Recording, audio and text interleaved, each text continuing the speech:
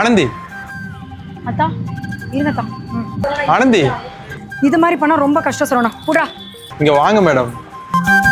என்னத்தா ஏற்கனவே எவ்வளவு பெரிய பிரச்சனை போயிட்டு இருக்குன்னு உங்களுக்கு ரொம்ப நல்லாவே தெரியும். நான் உங்களுக்கு எக்ஸ்பிளைன் பண்ணணும்னு அவசியமே கிடையாது. அப்படி நம்ம 2 பேருக்குள்ள ஏதாவது பர்சனலா பேசணும்னு நீங்க நினைச்சீங்கன்னா சோ சாரி. நான் ஃப்ரீ ஆயிட்டு உங்ககிட்ட பேசுறேன். உங்களை ஏதாவது ஹர்ட் பண்ணியிருந்தா மன்னிச்சுக்க. அடியே என்ன சொல்லிட்டீன்னு அவ்வளோ கோவமா போறாங்க? அந்த ஆனந்தியை பத்தி இந்த அத்தானுக்கு மட்டும் தான் தெரியும். போய் பாருங்க அங்க.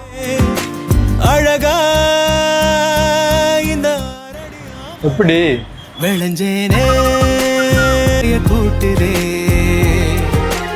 அடங்கா மத யானைய போல் என தாக்குதே.